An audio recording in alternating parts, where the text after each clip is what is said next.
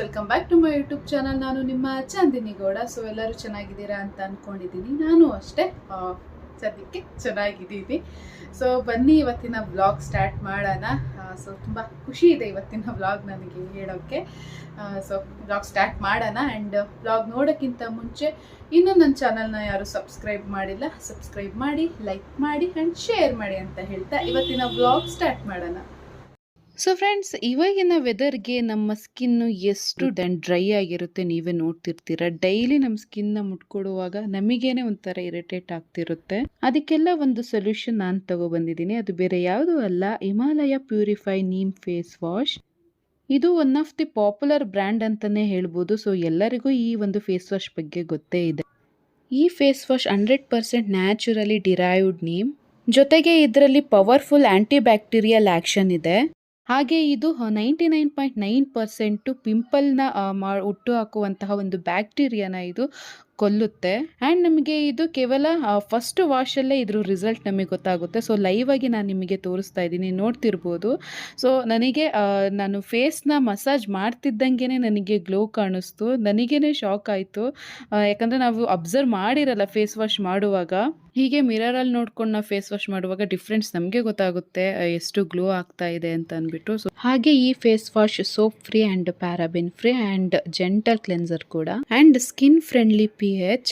ನಮ್ಮ ಸ್ಕಿನ್ನ ಇಂಪ್ಯೂರಿಟಿನ ಇದು ರಿಮೂವ್ ಮಾಡುತ್ತೆ. ಹಾಗೆ ನಮಗೆ ಪಿಂಪಲ್ನ ಕ್ಲಿಯರ್ ಮಾಡುತ್ತೆ. ಇದು 100% ನ್ಯಾಚುರಲಿ ಡಿರೈವ್ಡ್ ನೀಮ್ ಆಗಿರೋದ್ರಿಂದ ಇದರಲ್ಲಿ ಪವರ್ಫುಲ್ ಆಂಟಿ ಬ್ಯಾಕ್ಟೀರಿಯಲ್ ಆಕ್ಷನ್ ಇದೆ. ನಮಗೆ ಫಸ್ಟ್ ವಾಶ್ ಅಲ್ಲೇ ಡಿಫ್ರೆನ್ಸ್ ನ ನೋಡಬಹುದು. ಸೊ ಫ್ರೆಂಡ್ಸ್, ಈ ಒಂದು beautiful Himalaya purify neem face wash ನ ನೀವೇನಾದ್ರು ಪರ್ಚೇಸ್ ಮಾಡೋದಿದ್ರೆ Amazon, Flipkart, Nykaa and Himalayan official website and app ಅಲ್ಲಿ ನೀವು ಪರ್ಚೇಸ್ ಮಾಡಬಹುದು. ಅಂಡ್ ನಾನು ಡಿಸ್ಕ್ರಿಪ್ಷನ್ ಅಲ್ಲಿ ಒಂದು ಲಿಂಕ್ ನ ಪ್ರೊವೈಡ್ ಮಾಡಿರ್ತೀನಿ. ಸೊ ಆ ಲಿಂಕ್ ನ ಚೆಕ್ ಮಾಡಿ ಗ್ರೇಟ್ ಡಿಸ್ಕೌಂಟ್ ನ ಪಡ್ಕೊಳ್ಳಿ. ಅಂಡ್ ಪ್ರಾಡಕ್ಟ್ ಯೂಸ್ ಮಾಡಿ ಹೇಗಿತ್ತು ಅಂತ ನನಗೆ ಕಮೆಂಟ್ ಮಾಡಿ. ಸೊ ಫ್ರೆಂಡ್ಸ್, ಪ್ರೆಗ್ನೆಂಟ್ ಅಂದ್ಬಿಟ್ಟು ನಾನು ಯಾವುದ್ರಲ್ಲೂ ಕಾಂಪ್ರಮೈಸ್ ಆಗ್ತಾ ಇಲ್ಲ. ಕೆಲಸದಲ್ಲೂ ಇದ್ದೀನಿ ಆ್ಯಂಡ್ ಕುಕ್ಕಿಂಗಲ್ಲೂ ಇದ್ದೀನಿ. ಸೊ ಎಲ್ಲದರಲ್ಲೂ ಮೋರ್ ಆ್ಯಕ್ಟಿವ್ ಇದ್ದೀನಿ. ಬಿಕಾಸ್ ನನಗೆ ಒಳ್ಳೆಯದು ಡೆಲಿವರಿ ಟೈಮಲ್ಲೆಲ್ಲ ಆ್ಯಕ್ಟಿವ್ ಆಗಿದ್ದರೆ ಅಂತ ಅಂದ್ಬಿಟ್ಟು. ಆ್ಯಂಡ್ ಬ್ರೇಕ್ಫಾಸ್ಟು ಅಂದರೆ ಅಡುಗೆ ವಿಚಾರದಲ್ಲೂ ಅಷ್ಟೇ, ನಾನು ಏನಾದರೂ ಒಂದು ಇನ್ಸ್ಟಾಗ್ರಾಮ್, ಯೂಟ್ಯೂಬಲ್ಲಿ ನೋಡ್ಕೊಂಡು ಏನಾದರೂ ಮಾಡ್ತಿರ್ತೀನಿ. ಆ್ಯಕ್ಚುಲಿ ಇದು ಮಸಾಲೆ ಚಿತ್ರಾನ್ನ ಅಂತ ಇನ್ಸ್ಟಾ ರೀಲಲ್ಲಿ ಮಾಡಿದೆ. ಬಟ್ ರೆಸಿಪಿ ನಾನೇನು ನಂಗೆ ಅಷ್ಟೊಂದು ಓಕೆ ಅಂತ ಲೈಕ್ ಆಗಲಿಲ್ಲ. ಹಾಗಾಗಿ ನಿಮಗೆ ರೆಸಿಪಿ ಶೇರ್ ಮಾಡಲಿಲ್ಲ. ಬಟ್ ನಿಮಗೇನಾದರೂ ಬೇಕು ಟ್ರೈ ಮಾಡ್ತೀನಿ ಅಂತ ಅಂದರೆ ನಾನು ಬೇಕಿದ್ರೆ ನೆಕ್ಸ್ಟ್ ಟೈಮ್ ತೋರಿಸ್ತೀನಿ. ಒಂಥರ ಚೆನ್ನಾಗಿರುತ್ತೆ. ಇವಾಗ ಚಟ್ನಿನ ಒಗ್ಗರಣೆ ಹಾಕ್ಕೊಂಡು ತಿಂದರೆ ಹೇಗಿರುತ್ತೆ ಹಂಗೆ ಕಾಯಿ ಮಸಾಲೆ ಚಿತ್ರಾನ್ನ ಅಂತೆ. ಸೊ ಅದೊಂದು ಟ್ರೈ ಮಾಡಿದೆ ಅಂತ ತೋರಿಸ್ದೆ. ಆ್ಯಂಡ್ ಇವಾಗಿನ ವೆದರ್ ಗೊತ್ತಲ್ಲ ಎಷ್ಟು ಸೆಕೆ ಆಗ್ತಿದೆ ಅಂದರೆ, ಬಾಡಿ ಡಿಹೈಡ್ರೇಟ್ ಆಗ್ತಿದೆ ಅಂದರೆ ಎಳ್ನೀರು ಇಲ್ದಲೇ ಇರೋಕ್ಕಾಗ್ತಿಲ್ಲ. ಸೊ ಇವಾಗಂತೂ ನಾನು ಡೈಲಿ ಎಳ್ನೀರು ಕುಡಿಯೋದೊಂದು ನನಗೆ ರೆಗ್ಯುಲರ್ ರೂಟೀನ್ ಆಗಿಬಿಟ್ಟಿದೆ. ನೀವೆಲ್ಲರೂ ಅಷ್ಟೇ ಬಾಡಿನ ಹೈಡ್ರೇಟ್ ಆಗಿ ಇಟ್ಕೊಳ್ಳಿ. ತುಂಬ ಮಜ್ಜಿಗೆ ಈ ಥರ ಎಳ್ನೀರು ಕುಡಿತಾ ಇರಿ. ಸೊ ಓಕೆ, ಇವಾಗ ನಾನು ತೋರಿಸ್ತಿರೋ ರೆಸಿಪಿ ಮೇಥಿ ಮಟರ್ ಮಸಾಲ ಅಂತ. ಸೊ ಮೆಂತ್ಯ ಸೊಪ್ಪು ತರಿಸಿದ್ದೆ. ಹಾಗಾಗಿ ಎಕ್ಕರಿಗೆ, ಇದಕ್ಕೆ ಪಲಾವ್ಗೆಲ್ಲ ನಾನು ಮೆಂತೆ ಯೂಸ್ ಮಾಡ್ತಿದ್ದೆ. ಸೊ ಫಸ್ಟು ನಾವು ಬಾಣಲಿಲಿ ಹಸಿಮೆಣ್ಸಿನ್ಕಾಯಿ, ಈರುಳ್ಳಿ, ಬೆಳ್ಳುಳ್ಳಿ, ಜೀರಿಗೆ, ಚಕ್ಕೆ ಮತ್ತು ಲವಂಗ ಇಷ್ಟನ್ನು ನಾವು ಫ್ರೈ ಮಾಡ್ಕೊಬೇಕು. ಅದಾದಮೇಲೆ ನೆಕ್ಸ್ಟ್ ನಾವು ಪೇಸ್ಟ್ ಮಾಡ್ಕೊಳ್ಳೋಕ್ಕೆ ಜಾರ್ಗೆ ಏನು ಫ್ರೈ ಮಾಡ್ಕೊಂಡಿರ್ತೀವಿ ಅದ್ರ ಜೊತೆಗೆ ನಾವು ಒಂದು ಪನ್ನೀರ್ನ ಹಾಕ್ಕೊಬೇಕು. ನಾನೊಂದು 3-4 ಕ್ಯೂಬ್ಸ್ ಹಾಕ್ಕೊಂಡಿದ್ದೀನಿ. ಅಷ್ಟನ್ನು ಮತ್ತೆ ಪೇಸ್ಟ್ ಮಾಡ್ಕೊಬೇಕು. ರಿಯಲಿ ಆ ಫ್ರೇಗ್ರೆನ್ಸ್ ನೋಡಬೇಕು ನೀವು, ಹೇಗಿರುತ್ತೆ ಗೊತ್ತಾ. ಅದಾದಮೇಲೆ ನೆಕ್ಸ್ಟು ಇನ್ನೊಂದು ಪ್ಯಾನ್ನಲ್ಲಿ ನಾವು ಸ್ವಲ್ಪ ಎಣ್ಣೆ ಮತ್ತು ಬಟರ್ ಹಾಕ್ಕೋಬೇಕು. ಆಮೇಲೆ ಇದು ನಾನು ಬಿರಿಯಾನಿ ಎಲೆ ಬರುತ್ತಲ್ಲ ಅದನ್ನೊಂದನ್ನೇ ಹಾಕಿದ್ದೀನಿ. ಯಾಕಂದರೆ ಸ್ವಲ್ಪ ಪೇಸ್ಟಿಗೆ ನಾವು ಆಲ್ರೆಡಿ ಎಲ್ಲ ಚಕ್ಕೆ, ಲವಂಗ, ಏಲಕ್ಕಿ ಹಾಕ್ಕೊಂಡಿದ್ವಿ. ಹಾಗಾಗಿ ಇದಕ್ಕೇನು ಫ್ರೈಗೇನು ಬೇಡ. ಸೊ ಅದಾಗಿದ ತಕ್ಷಣ ನೆಕ್ಸ್ಟು ಈರುಳ್ಳಿನ ನಾನು ಕಟ್ ಮಾಡಿ ಇಟ್ಕೊಂಡಿದ್ದೆ. ಈರುಳ್ಳಿನೂ ಅಷ್ಟೇ ಸ್ವಲ್ಪ ನಾನು ಹಾಕಿದ್ದು, ಯಾಕಂದರೆ ಅದು ಪೇಸ್ಟಲ್ಲೇ ಆಲ್ರೆಡಿ ಹಾಕಿರೋದ್ರಿಂದ ಸ್ವಲ್ಪ ಒಗ್ಗರಣೆಗೆ ಅಷ್ಟೇ ಈರುಳ್ಳಿನ ಹಾಕ್ಕೊಂಡಿದ್ದು. ಆ್ಯಂಡ್ ನೆಕ್ಸ್ಟ್ ಈರುಳ್ಳಿ ಸ್ವಲ್ಪ ಫ್ರೈ ಆಗ್ತಿದ್ದಂಗೆ ನಾವು ಮೆಂತ್ಯ ಸೊಪ್ಪನ್ನ ಹಾಕ್ಕೋಬೇಕು. ಸೊ ಸ್ಟಾರ್ಟಿಂಗ್ ಹಾಕ್ಕೊಂಡಾಗ ಸ್ವಲ್ಪ ನೀರು ಥರ ಬಿಡುತ್ತೆ. ಬಟ್ ಹಂಗೆ ಸ್ವಲ್ಪ ಫ್ರೈ ಆದಮೇಲೆ ಫುಲ್ಲು ಅದು ಆಯಿಲಲ್ಲಿ, ಬಟರಲ್ಲಿ ಫ್ರೈ ಆಗಿ ನೆಕ್ಸ್ಟು ನಾರ್ಮಲ್ಲು ಅದು ಎಣ್ಣೆ ಥರ ಇರುತ್ತೆ, ಚೆನ್ನಾಗಿರುತ್ತೆ. ನಮಗೆ ಯಾವುದೇ ಥರ ಹಸಿ ಸ್ಮೆಲ್ ಬರಲ್ಲ, ಇನ್ನೂ ಚೆನ್ನಾಗಿ ರೋಸ್ಟ್ ಆಗಿರುತ್ತೆ. ಸೊ ನೋಡ್ತಿರ್ಬೋದು ಇವಾಗ ಆಲ್ಮೋಸ್ಟ್ ನಾವಿವಾಗ ಕಸೂರಿ ಮೇಥಿ ಹಾಕಿದಾಗ ಫ್ಲೇವರ್ ಬರುತ್ತಲ್ಲ, ಆ ಥರ ಫ್ಲೇವರ್ ಬರ್ತಾ ಇರುತ್ತೆ. ಸೊ ತುಂಬ ಚೆನ್ನಾಗಿರುತ್ತೆ. ಈ ಟೈಮಲ್ಲಿ ನಾವು ಇದಕ್ಕೆ ಬರೀ ಇವಾಗ ಪೇಸ್ಟ್ ಅಷ್ಟೇ ಅಲ್ಲ, ನೀವು ಏನೇ ಇಂಗ್ರೀಡಿಯೆಂಟ್ ಹಾಕ್ಬೋದು. ಇವಾಗ ಎಗ್ ಹಾಕ್ಬೋದು, ಅವ್ರು ಬೇರೆ ವೆಜಿಟೇಬಲ್ಸ್ ಹಾಕು ನೀವು ಬೇಕಿದ್ರೆ ಪಲ್ಯ ಮಾಡ್ಬೋದು. ಇಷ್ಟು ನಾವು ರೆಡಿ ಮಾಡಿಕೊಂಡ್ರೆ ತುಂಬ ಚೆನ್ನಾಗಿರುತ್ತೆ ಟೇಸ್ಟು.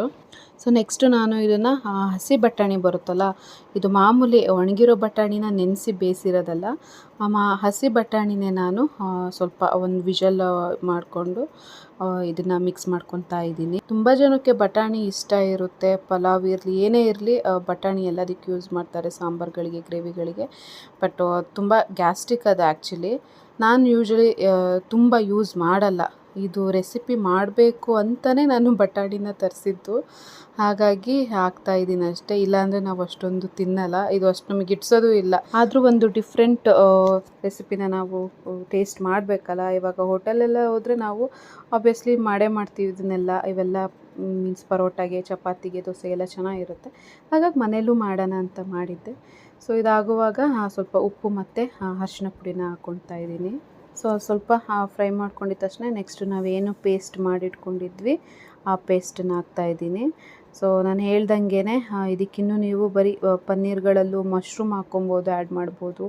ನೀವೇನೇ ಹಾಕಿದ್ರೂ ಚೆನ್ನಾಗಿರುತ್ತೆ. ಮೇಯ್ನ್ ಅದು ಪೇಸ್ಟ್ ಏನಿರುತ್ತೆ ಆ್ಯಂಡ್ ನಾವು ಮೆಂತೆ ಏನಿರ್ತೀವಿ ಅದಾದಮೇಲೆ ನೀವು ಬಟಾಣಿ ಬದಲು ಮಶ್ರೂಮ್ ಹಾಕ್ಕೋಬೋದು, ಹಾಗೂ ಚೆನ್ನಾಗಿರುತ್ತೆ. ಸೊ ಎಲ್ಲರೂ ಮನೇಲಿ ಟ್ರೈ ಮಾಡಿ, ರಿಯಲಿ ಸಖತ್ತಾಗಿರುತ್ತೆ. ಬಾಯಿಗೆ ಇಡ್ತಿದ್ದಂಗೆ ವಾವ್ ಇನ್ನೊಂದು ಸ್ವಲ್ಪ ಬೇಕು ಅನಿಸುತ್ತೆ. ಸೊ ಅದು ನಾನು ಸ್ವಲ್ಪ ಗರಂ ಮಸಾಲ ಮತ್ತು ಧನಿಯಾ ಪೌಡರ್ನ ಹಾಕ್ತಾಯಿದ್ದೀನಿ, ಜಸ್ಟ್ ಫ್ರೇಗ್ರೆನ್ಸ್ ಆ್ಯಂಡ್ ಟೇಸ್ಟಿಗೋಸ್ಕರ. ಸ್ವಲ್ಪ ಹಾಕ್ಕೊಬೇಕು ಅಷ್ಟೇ. ಖಂಡಿತ ಇದು ನೀವು ರೆಸ್ಟೋರೆಂಟಲ್ಲಿ ತಿನ್ನೋ ಟೇಸ್ಟೇ ಇರುತ್ತೆ ಪಕ್ಕ. ಇದರಲ್ಲಿ ಒಂದು ಮಿಸ್ ಆಗಿರೋದೇನೆಂದರೆ ಕ್ಯಾಶ್ಯೂ. ಸೊ ಗೋಡಂಬಿ ಒಂದು ಹಾಕಿಲ್ಲ ಅಷ್ಟೇ ನಾನು. ರೆಸ್ಟೋರೆಂಟಲ್ಲಿ ಗೋಡಂಬಿ ಒಂದು ಹಾಕಿರ್ತಾರೆ, ಅದೊಂದು ಬಿಟ್ಟು ನಾನು ಇನ್ನೆಲ್ಲದೂ ಹಾಕಿದ್ದೀನಿ.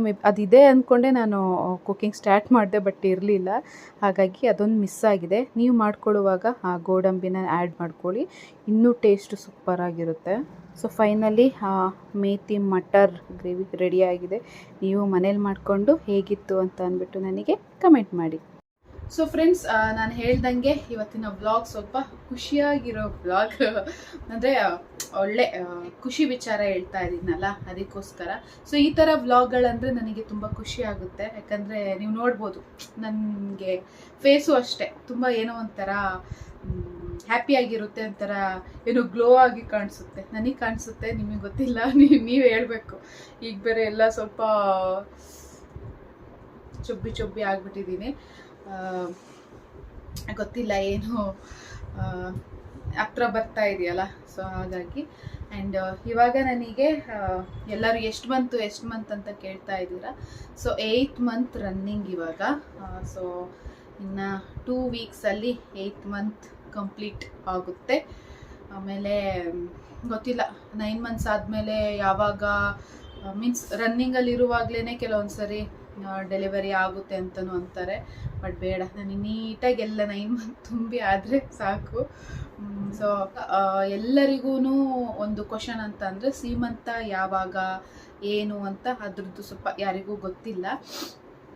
ಆ್ಯಕ್ಚುಲಿ ಇನ್ನು ಸ್ವಲ್ಪ ದಿನ ಅಷ್ಟೇ ಬೆಂಗಳೂರಲ್ಲಿರೋದು ನಾನು. ಆಮೇಲೆ ಮೂಡಿಗೆರೆ ಮನೆಗೆ ಹೋಗ್ತೀನಿ. ಅಲ್ಲೋದ್ಮೇಲೆ ಸೀಮಂತ ಎಲ್ಲ ಮಾಡಿಸ್ಕೊಂಡು ಅಲ್ಲಿ ಸ್ವಲ್ಪ ದಿನ ಇದ್ದು ಸೀಮಂತ ಮಾಡಿಸ್ಕೊಂಡು ಆಮೇಲೆ ಅಮ್ಮ ಮನೆಗೆ ಹೋಗೋದು ಅನ್ನೋದು ಪ್ಲ್ಯಾನ್ ಆಗಿದೆ, ಫಿಕ್ಸ್ ಆಗಿದೆ. ಆ್ಯಂಡ್ ಯಾವಾಗ ಸೀಮಂತ ಅಂತ ಅಂದರೆ ನಂದು ಇವಾಗ ಆ್ಯಕ್ಚುಲಿ 5th ಮಂತಲ್ಲಿ, 7th ಮಂತಲ್ಲಿ, 9 ಮಂತಲ್ಲಿ ಯೂಶ್ವಲಿ ಎಲ್ಲರೂ ಸೀಮಂತ ಮಾಡ್ತಾರೆ. ಎಲ್ಲರೂ 7 ಮಂತಲ್ಲಿ ಆಲ್ಮೋಸ್ಟ್ ತುಂಬ ಜನ ಮಾಡ್ಕೊಳ್ತಾರೆ ಸೀಮಂತನ. ಬಟ್ ನಾನು ಮಾಡ್ಕೊಂಡಿಲ್ಲ, ಯಾಕಂದರೆ ಈಗ ಸೀಮಂತ ಮಾಡ್ಕೊಂಡ್ಮೇಲೆ ನಾವು ಅಮ್ಮನ ಮನೆಗೆ ಹೋಗ್ಬೇಕು, ಮತ್ತೆ ಬರಂಗಿರಲ್ವಲ್ಲ. ಬಟ್ ನಾನು ನೀವು ಇಬ್ಬರೇ ಇಲ್ಲಿರೋದ್ರಿಂದ, ಸೊ ಆಮೇಲೆ ಹೆಂಗಿದ್ರು ಅವ್ರನ್ನ ಬಿಟ್ಟು ಇರಲೇಬೇಕು. ಇನ್ನೂ ಮುಂಚೆನೇ 3-4 ತಿಂಗಳು ಮುಂಚೆ ಹೋಗೋದು ಸರಿಯಲ್ಲ ಅಂತಂದ್ಬಿಟ್ಟು ಪರ್ಸ್ನಲಿ ನನಗೇನೆ ಬಿಟ್ಟೋಗಕ್ಕೆ ಇಷ್ಟ ಇರಲಿಲ್ಲ ನೀವಿನ. ಹಾಗಾಗಿ ಯಾಕಂದರೆ ಅಲ್ಲೆಲ್ಲದಕ್ಕಿಂತ ಇಲ್ಲಿದ್ರೇ ಸ್ವಲ್ಪ, ಹಸ್ಬೆಂಡ್ ಜೊತೆ ಇದ್ರೇ ಸ್ವಲ್ಪ ನಮಗೆ ಜಾಸ್ತಿ ಖುಷಿ ಅಲ್ಲ. ಹೌದು, ಕೆಲಸ ಮಾಡೋಕ್ಕಾಗಲ್ಲ, ಏನಿಲ್ಲ, ಎಷ್ಟು ಕಷ್ಟ ಏನು ಅಂತ ಆಗಿರೋರಿಗೆ ಗೊತ್ತು ಆ್ಯಂಡ್ ನನಗೆ ಗೊತ್ತು. ನಾನು ಅದನ್ನು ನಿಮ್ಮ ಹತ್ರ ಒಂದಿನ ಶೇರ್ ಮಾಡ್ಕೊಳ್ತೀನಿ. ಹೋಗಷ್ಟೇ ನಾನು ನಿಮಗೆ ಶೇರ್ ಮಾಡ್ಕೊಳ್ತೀನಿ. ನನ್ನ ಪಜಿತಿ ನಿಮಗೆಲ್ಲರಿಗೂ ತೋರಿಸ್ತೀನಿ. ಸೊ ಆ ನಡುವೆನೂ ಒಂಥರ ನನಗೆ ನೀವೇ ಇರೋದೇ ಒಂಥರ ಸ್ಟ್ರೆಂತು. ಸೊ ಏನೇ ಪೇಯ್ನ್ ಇರಲಿ ಏನೇ ಇರಲಿ ನೀವೇ ನನ್ನ ಜೊತೆ ಇದ್ರು ಅಂತ ಅಂದರೆ ನಾನು ಎಲ್ಲದನ್ನು ಮರಿತೀನಿ. ಒಂಥರ ನಾನು ಹೇಳಲ್ವಾ, ನನ್ನ ಸ್ಟ್ರೆಂತ್ ಅವರೇನೆ. ಹಾಗಾಗಿ ನಾನು ಹ್ಯಾಪಿಯಾಗಿ ಇದ್ದೀನಿ. ಬಟ್ ಅದು ಟೈಮ್ ಇನ್ನು ಆಗ್ತಾ ಇರೋಕ್ಕಾಗಲ್ವಲ್ಲ. ಸೊ ಇವಾಗ ಅವರು ಮನೆಗೆ ಹೋಗುವ ಟೈಮ್ ಬಂದಿದೆ. ಆ್ಯಂಡ್ ಮೂಡಿಗೆರೆಯಲ್ಲೂ ಅಷ್ಟೇ, ನಾನು ಕನ್ಸೀವ್ ಆದಾಗ 2nd ಮಂತಲ್ಲಿ ಅಷ್ಟೇ ನಾನು ಮೂಡಿಗೆರೆಯಲ್ಲಿ ಇದ್ದಿದ್ದು. 1 ಮಂತ್ ಫುಲ್ ಇದ್ದೆ. ಆಮೇಲೆ ಅಲ್ಲೂ ನೆಟ್ಟು ಹೋಗಿ ಬರೋಕ್ಕಾಗಲಿಲ್ಲ. ಅದಾದಮೇಲೆ ಒಂದೇ ಸರಿ ಹೋಗಿ ಬಂದಿರೋದು. ಸೊ ಅಲ್ಲೂ ತುಂಬ ಮಿಸ್ ಮಾಡ್ಕೊಂಡಿದ್ದೀನಿ. ಪಾಪ ಅವರಿಗೂ ನಮ್ಮ ಅತ್ತೆ ಮಾವಿಗೂ ತುಂಬ ಇಷ್ಟ. ಬಾ ಇಲ್ಲಿ ಇರು ಅಂತಿದ್ರು. ನಾನು ನೀವಿನ್ ಬಿಟ್ಟು ಇರಬೇಕನ್ನೋ ಒಂದು ರೀಸನಿಗೆ ನಾನು ಇಲ್ಲ, ಆಮೇಲೆ ಹಿಂಗೋ ಬರಬೇಕಲ್ಲ, ಸೊ ಸೀಮಂತ ಟೈಮಲ್ಲೇ ಬಂದ್ಬಿಡ್ತೀನಿ, ಆವಾಗಲೇ ತುಂಬ ದಿನ ಇರ್ತೀನಿ ಅಂತ ಅದನ್ನು ಪೋಸ್ಟ್ಪೋನ್ ಮಾಡ್ಕೊಂಡು ಬರ್ತಾ ಇದ್ದೆ. ಸೊ ಈ ಸರಿ ಇನ್ನೇನು ಆಯಿತು, ಹೊರಡೋ ಟೈಮ್ ಆಯಿತು.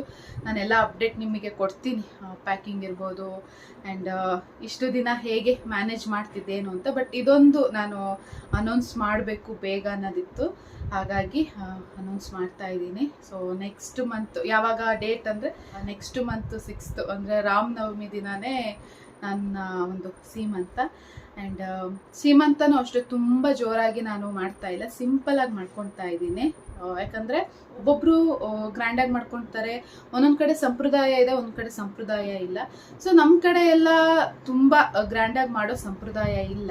ಏನಂದರೆ ಈಗ ತವ್ರ ಮನೆಯಿಂದ ಬರ್ತಾರೆ, ಮಡ್ಲಕ್ಕಿ ಅವೆಲ್ಲ ಹಾಕ್ತಾರೆ, ಹೂವು ಮುಡ್ಸೋದು, ಈ ಥರ ಶಾಸ್ತ್ರ ಮಾಡಿಬಿಟ್ಟು ಆಮೇಲೆ ಊಟ ಎಲ್ಲ ಇರುತ್ತೆ, ಇದು ಮಾಡ್ಕೊಂಡು ಕರ್ಕೊಂಡು ಹೋಗೋದು. ಆ್ಯಕ್ಚುಲಿ ಇದು ರಿಯಲ್ ಸೀಮಂತ.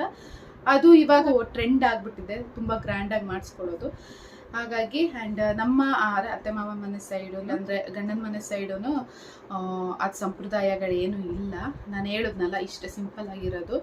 ನನ್ನ ಖುಷಿಗೆ ಅಂತ ಅಂದ್ಬಿಟ್ಟು ಅವರು ಸ್ವಲ್ಪ ಮನೆಯಲ್ಲೇ ಸಿಂಪಲ್ಲಾಗಿ ಇವಾಗ ನನ್ನ ಕಡೆ ಈಗ ಚಿಕ್ಕಮ್ಮ, ದೊಡ್ಡಪ್ಪ, ಅತ್ತೆ, ಮಾವ ಹಿಂಗೆ, ಆ ಕಡೆನೂ ಅಷ್ಟೇ ನಮ್ಮ ಮಾವ ಮತ್ತು ಅತ್ತೆಯವರ ಅಣ್ಣ ತಂಗಿ ಹಿಂಗೆ ಇಷ್ಟು ಒಂದು ಕಮ್ಮಿ ಜನದಲ್ಲಿ ಫಸ್ಟ್ ರೌಂಡ್ ಬ್ಲಡ್ ರಿಲೇಷನ್ ಏನು ಬರ್ತಾರೆ, ಈ ಥರ ಒಂದು ಕಮ್ಮಿ ಜನದಲ್ಲಿ ಸಿಂಪಲ್ಲಾಗಿಯೇ ಮಾಡ್ತಾ ಇರೋದು. ಬಟ್ ನನಗೆ ಅದ್ರದ್ದೊಂದು ಸ್ವಲ್ಪ ಮೆಮೊರೀಸ್ ಎಲ್ಲ ಇರಬೇಕಲ್ಲ, ಅದಕ್ಕೋಸ್ಕರ ಸ್ವಲ್ಪ ಏನೋ ಡೆಕೋರೇಷನ್ಸು ಸ್ವಲ್ಪ ಫೋಟೋಸು ಹಾಗೆ ಹೀಗೆ ಅಂತ ನಾನು ಪ್ಲ್ಯಾನ್ ಮಾಡ್ಕೊಂಡಿದ್ದೀನಿ. ಆ್ಯಕ್ಚುಲಿ ಅದಿನ್ನೂ ಗೊತ್ತಿಲ್ಲ ಸಕ್ಸಸ್ ಆಗುತ್ತೋ ಇಲ್ಲ ಅಂತ. ಯಾವುದಿಲ್ಲ ಅಂದರೂ ನಾನು ಯೂಟ್ಯೂಬಲ್ಲಿ ಶೇರ್ ಮಾಡೋದಂತೂ ಬಿಡಲ್ಲ. ಆ್ಯಂಡ್ ಅಲ್ಲಿಗೆ ಒಂದು 30 ಮೆಂಬರ್ಸ್ ಬಂದ್ರೂ ನನಗೆ ಇಲ್ಲಿ ನೋಡೋರು, ಇಲ್ಲಿ ಆಶೀರ್ವಾದ ಮಾಡೋರು ಸಾವಿರಾರು ಜನ ಇದ್ದೀರಾ. ಸೊ ನನಗೆ ನಿಮ್ಮ ಆಶೀರ್ವಾದನೂ ಮೇನ್. ಹಾಗಾಗಿ ನಾನು ಯೂಟ್ಯೂಬಲ್ಲಿ ಹಾಕೋದಂತೂ ಮಿಸ್ ಮಾಡಲ್ಲ. ನಿಮ್ಮೆಲ್ಲರ ಬ್ಲೆಸ್ಸಿಂಗ್ಸು ನನ್ನ ಮೇಲೆ, ನನ್ನ ಪಾಪನ ಮೇಲೆ, ನನ್ನ ಫ್ಯಾಮಿಲಿ ಮೇಲೆ, ನೀವೇ ಮೇಲೆ, ಎಲ್ಲರ ಮೇಲೂ ಬೇಕು. ಹಾಗಾಗಿ ನಾನು ಶೇರ್ ಮಾಡ್ಕೊಳ್ತೀನಿ. ಸೊ ಅದೇ ನೆಕ್ಸ್ಟ್ ಮಂತ್ 6th ನನ್ನ ಸೀಮಂತ. ಸೊ ಪ್ರಿಪ್ರೇಷನ್ಸ್ಗಳೆಲ್ಲ ಆಗ್ತಾ ಇದೆ. ಆ್ಯಂಡ್ ಸ್ಯಾರಿ ಪರ್ಚೇಸು ಅದೂ ಮಾಡ್ತಾ ಇದ್ದೀನಿ. ಆ್ಯಕ್ಚುಲಿ ನಾನು ಈ ಟೈಮಲ್ಲಿ ಶಾಪಿಗೆಲ್ಲ ಹೋಗಿ ಪರ್ಚೇಸ್ ಮಾಡೋಕ್ಕಾಗಿಲ್ಲ, ಹಾಗಾಗಿ ಎಲ್ಲ ಆನ್ಲೈನಲ್ಲಿ ಪರ್ಚೇಸ್ ಮಾಡಿದ್ದೀನಿ. ನಾನು ಅದನ್ನು ನಿಮ್ಮ ಹತ್ರ ಶೇರ್ ಮಾಡ್ಕೊತೀನಿ, ಯಾವ ಸ್ಯಾರಿ ತೊಗೊಂಡಿದ್ದೀನಿ ಏನು ಅಂತ ಅಂದ್ಬಿಟ್ಟು. ಸ್ಯಾರಿನೂ ತೋರಿಸ್ತೀನಿ ಆ್ಯಂಡ್ ಬ್ಲೌಸ್ ಸ್ಟಿಚಿಂಗ್ ಬಂದಮೇಲೆ ಅದನ್ನು ತೋರಿಸ್ತೀನಿ. ಸದ್ಯಕ್ಕೆ ಇನ್ನೂ ಸ್ಟಿಚಿಂಗಿಗೆ ಏನು ಕೊಟ್ಟಿಲ್ಲ, ಸ್ಯಾರಿನೂ ಇನ್ನೂ ಬಂದಿಲ್ಲ, ಎಲ್ಲ ಇವಾಗ ಆರ್ಡರ್ ಮಾಡಿದ್ದೀನಿ. ಯಾಕಂದರೆ ಇಷ್ಟು ದಿನ ತುಂಬ ಒಂಥರ ಸೋಂಬೇರಿತನ, ಸುಸ್ತು, ಅದು ಇದು ಅಂತ ತುಂಬ ಲೇಸಿಯಾಗಿ ನಾನು ಹಂಗೆ ಇದ್ದೀನಿ. ನಾನು ಇನ್ನೇನು ಹತ್ರ ಇದೆ, ಇನ್ನೊಂದು 16 ಡೇಸು ಅಂತ ಈ ಥರ ಇದ್ರೂ ಸುಮ್ಮನೆ ಬ್ಲೈಂಡಾಗಿ ಸುಮ್ಮನೆ ಇದ್ದೀನಿ. ಸೊ ಎಲ್ಲ ಬೇಗ ಎಲ್ಲ ಸ್ಟಿಚ್ ಮಾಡಿಸ್ಕೋಬೇಕು. ಸ್ಯಾರಿ ಇನ್ನೇನು 1 or 2 ಡೇಸಲ್ಲಿ ಬರುತ್ತೆ. ಸೊ ನಾನು ನಿಮ್ಮ ಹತ್ರ ಎಲ್ಲ ಶೇರ್ ಮಾಡ್ಕೊತೀನಿ ಯಾವ ಸ್ಯಾರಿ ಅಂತ ಅಂದ್ಬಿಟ್ಟು. ಸೊ ಇದೊಂದು ಅಪ್ಡೇಟ್ ನಾನು ಮಾಡೋದಿತ್ತು, ಹಾಗಾಗಿ ಈ ವಿಡಿಯೋದಲ್ಲಿ ಹೇಳಿದ್ದೀನಿ. ಹಾಗೆ ರೆಸಿಪಿಗಳನ್ನೆಲ್ಲ ಶೇರ್ ಮಾಡಿದ್ದೀನಿ. ಎಲ್ಲರೂ ಮನೆಯಲ್ಲಿ ಮಾಡಿಕೊಂಡು ಟೇಸ್ಟ್ ಮಾಡಿ ಹೇಗಿತ್ತು ಅಂತ ನನಗೆ ಕಮೆಂಟ್ ಹಾಕಿ. ಆ್ಯಂಡ್ ಈ ಟೈಮಲ್ಲೂ ನಾನು ಇವೆಲ್ಲ ಮಾಡ್ತಾ ಇದ್ದೀನಿ ಅಂದರೆ ನೀವು ನಿಜವಾಗ್ಲೂ ನನ್ನನ್ನು ಅಪ್ರಿಷಿಯೇಟ್ ಮಾಡಬೇಕು. ಮಾಡ್ತಿದ್ದೀನಿ ಅಂದರೆ ನಿಜವಾಗ್ಲೂ ಸುಲಭ ಅಲ್ಲ. ಇಷ್ಟೊತ್ತು ನಿಂತಿರಬೇಕು, ನಿಲ್ಲಬಾರ್ದು ಅಂತಾರೆ, ಬಟ್ ಕುಕ್ಕಿಂಗಿಗೆ ನಿಲ್ಲಲೇಬೇಕು. ಬಟ್ ನಾನು ಕುಕ್ಕಿಂಗಿಗೆ ಅಷ್ಟೇ ತುಂಬ ಎಫರ್ಟ್ ಹಾಕಿ ಸ್ವಲ್ಪ ಮಾಡ್ತಿರೋದು. ಬೇರೆ ಎಲ್ಲದಕ್ಕೂ ನನಗೆ ನೀವೇ ಸಪೋರ್ಟ್ ಮಾಡ್ತಾರೆ. ಹಾಗಾಗಿ ಡೇಯಿಂದ ಅಂದರೆ ಮಾರ್ನಿಂಗಿಂದ ಈವ್ನಿಂಗ್ವರೆಗೂ ನಾನು ರೆಸ್ಟೇ ಮಾಡೋದು. ಆಮೇಲೆ ನೀವೇ ಬಂದಮೇಲೆ ಅವ್ರ ಜೊತೆ ಹೆಲ್ಪ್ ತೊಗೊಂಡು ಕುಕ್ಕಿಂಗ್ ಮಾಡ್ಕೊಂಡು ಇದು ಮಾಡ್ತಿದ್ದೀನಿ. ಹಿಂಗೋ ನಡೀತಾ ಇದೆ. ಆ್ಯಂಡ್ ಇನ್ನೊಂದು 2 ವೀಕ್ಸ್ ಅಷ್ಟೇ. ಅದು ಇನ್ನು ಮನೇಲಿ ಗೊತ್ತಲ್ಲ, ತವ್ರ ಮನೆಗೆ ಹೋದರೆ ಫುಲ್ಲು ಟ್ರೀಟ್ಮೆಂಟ್ ಹೇಗಿರುತ್ತೆ ಅಂತ. ಸೊ ಅದು ಸ್ಟಾರ್ಟ್ ಆಗುತ್ತೆ. ಸೊ ನೋಡೋಣ, ನಿಮಗೆಲ್ಲ ಅಪ್ಡೇಟ್ ಮಾಡ್ತಾ ಇರ್ತೀನಿ ಏನು ಅಂತ ಅಂದ್ಬಿಟ್ಟು. ಸೊ ಈ ಒಂದು ಖುಷಿ ವಿಚಾರನ ಹೇಳಿದ್ದೀನಿ, ಎಲ್ಲ ನೀಟಾಗಿ ನಡೀಲಿ. ಆ್ಯಂಡ್ ನಿಮ್ಮ ಹತ್ರನೂ ಎಲ್ಲ ಶೇರ್ ಮಾಡ್ಕೊತೀನಿ ಏನೇನು ಪ್ರಿಪ್ರೇಷನ್ ಆಗ್ತಿದೆ ಅಂತ.